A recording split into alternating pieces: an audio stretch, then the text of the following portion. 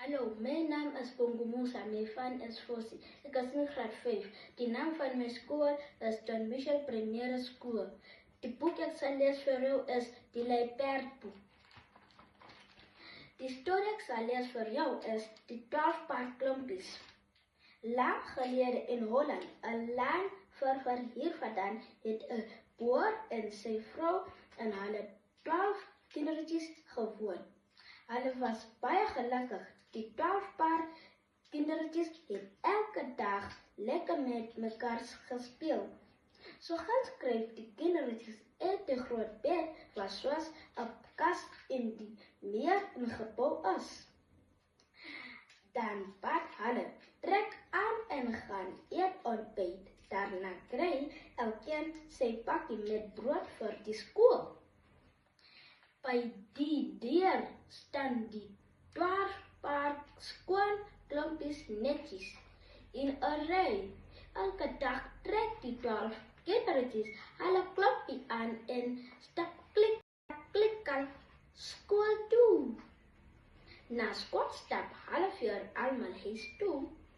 Hulle speel buite totdat dit tyd is om te eet en te gaan slaap. Eers trek hulle vuil klompie uit en sit die netjies by die deur neer voordat hulle gaan bad eet hulle heerlik vlees en aardappels. En kruip dan almal in die kasbed om te slaap. Wanneer hulle slaap, tel maar die 12 paardklompies. 1 paardklompies, 2 paardklompies, 3 paardklompies, 7 paardklompies, 8 paardklompies, 9 paardklompies, 10 paardklompies, 11 paardklompies, 12 paardklompies.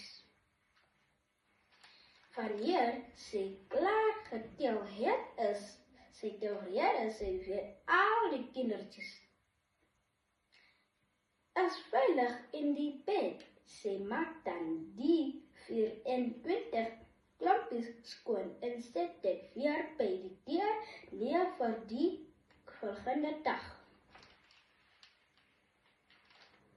Op 'n dag, toe die kinders nog slaap, tel sy weer die skoontjies. 1 paar klompies, 2 paar klompies, 3 paar klompies, 4 paar klompies, 5 paar klompies, 6 paar klompies, 7 paar klompies, 8 paar klompies, 9 paar klompies, 10 paar klompies, 11 paar klompies, 11 paar klompies, pa. Daar's 'n kind weg, roep sy uit en begin hard huil. Papa, kom kyk en sê, baie dankie.